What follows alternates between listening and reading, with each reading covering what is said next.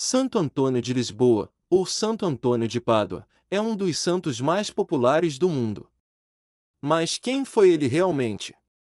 Como viveu e por que até hoje é tão venerado? Hoje, vamos contar a sua história. Nascido em Lisboa no final do século XII, Santo Antônio dedicou sua vida à fé, à caridade e à pregação. Sua trajetória o levou de Portugal à Itália, onde se tornou um dos maiores pregadores do seu tempo. Seu legado atravessa séculos, inspirando milhões de fiéis ao redor do mundo.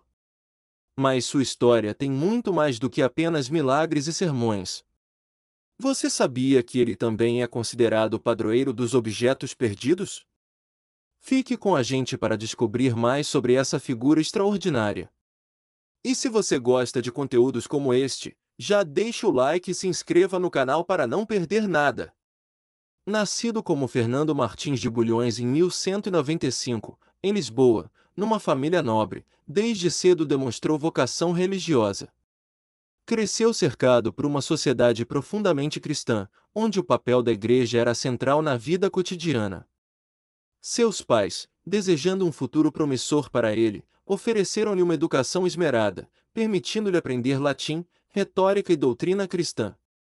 Desde muito jovem, Fernando já demonstrava inclinação para a vida religiosa, destacando-se pelo seu comportamento piedoso e dedicação aos estudos. Aos 15 anos, tomou uma decisão que surpreendeu sua família. Ingressou na Ordem dos Cônegos Regrantes de Santo Agostinho, no Mosteiro de São Vicente de Fora, em Lisboa. Ali, mergulhou nos estudos teológicos, desenvolvendo um profundo conhecimento das Escrituras. No entanto, a proximidade com a sua família e o frequente contato com visitantes desviavam-no da sua vocação contemplativa. Assim, após cerca de 2 anos, solicitou transferência para o Mosteiro de Santa Cruz, em Coimbra, um dos mais prestigiados centros de estudos religiosos da época. Em Coimbra, Fernando teve acesso a uma vasta biblioteca e aprofundou seu conhecimento teológico e filosófico. Durante quase uma década, dedicou-se à oração, à meditação e ao estudo intenso das Escrituras, preparando-se para uma vida completamente devotada a Deus. O encontro com os frades franciscanos mudou a sua vida. Impressionado pelo martírio de 5 missionários franciscanos no norte da África, decidiu juntar-se à Ordem de Francisco de Assis, adotando o nome de Antônio. Ele desejava pregar o Evangelho em terras distantes. Ao entrar para a Ordem Franciscana, Antônio abandonou os privilégios que tinha como membro dos Cônegos Regrantes e adotou um estilo de vida mais simples, baseado na pobreza e na dedicação aos mais necessitados.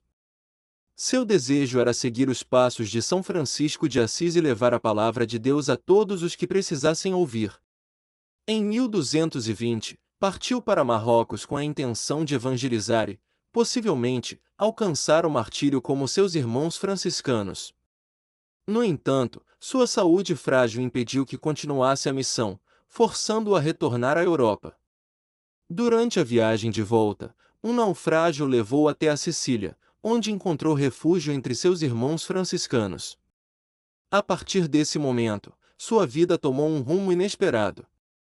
Em Assis, conheceu pessoalmente São Francisco e, ao invés de seguir como missionário distante, passou a se destacar pela sua inteligência e habilidade na pregação. Sua eloquência rapidamente chamou a atenção e ele foi enviado a diversas cidades para ensinar e combater heresias. Ao perceber que a sua missão não era o martírio, mas a pregação, Santo Antônio tornou-se um dos mais eloquentes pregadores do seu tempo. Ele percorria cidades e vilarejos, enfrentando adversidades e levando a palavra de Deus a todos, especialmente aos mais humildes. Com uma oratória impressionante, encantava multidões e conseguia converter até os mais céticos. Além da pregação, sua vida ficou marcada por inúmeros milagres. Conta-se que, ao ser ignorado por uma comunidade que se recusava a ouvi-lo, Santo Antônio dirigiu-se a um rio e começou a pregar aos peixes, que emergiram à superfície em sinal de atenção. Esse episódio reforçou sua fama de homem santo e tocou profundamente os corações de muitos que ali estavam. Outro milagre notável é o do pão, ocorrido quando uma mãe aflita pediu sua intercessão para salvar seu filho que havia se afogado. Em oração, Santo Antônio prometeu que, se a criança voltasse à vida, a mãe deveria doar pão aos pobres. O menino reviveu, e o gesto deu origem à tradição do pão de Santo Antônio, uma prática de caridade que perdura até hoje. Há ainda o relato da aparição do menino Jesus em seus braços. Certa vez, enquanto rezava, o menino Jesus teria surgido para ele envolto em luz, o que reafirmava sua pureza e proximidade com Deus. Essas e outras histórias tornaram Santo Antônio um dos santos mais queridos e venerados até os dias atuais. Nos últimos anos de sua vida, Santo Antônio enfrentou problemas de saúde, agravados pelo cansaço de suas constantes viagens missionárias. Apesar das dificuldades, continuou a pregar e a ajudar os necessitados, tornando-se ainda mais querido pelo povo.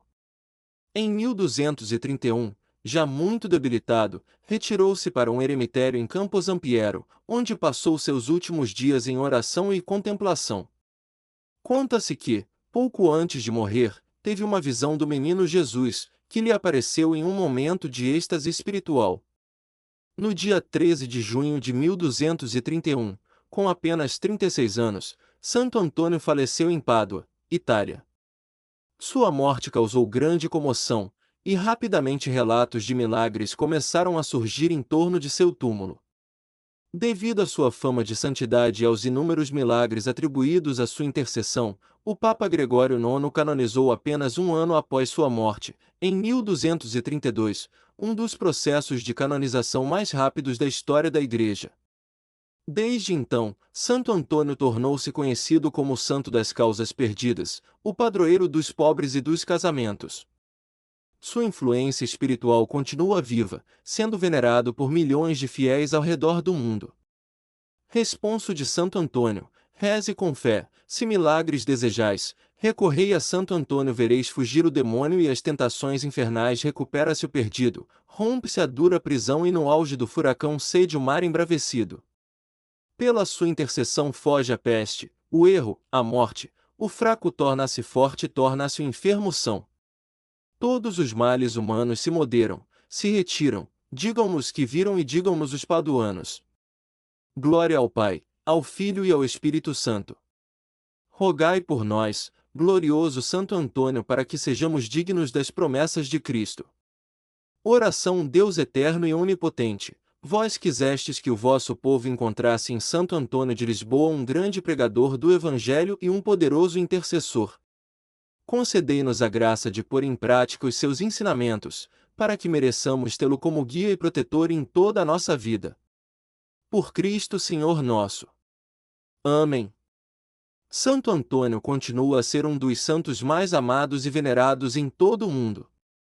Milhares de fiéis recorrem a ele todos os dias em busca de ajuda, conforto e milagres. Suas pregações e milagres são lembrados em igrejas, festividades e devoções populares. Lisboa e Pádua guardam seu legado com orgulho, e suas palavras continuam a inspirar aqueles que buscam fé e esperança. Sua imagem é símbolo de caridade, humildade e amor ao próximo.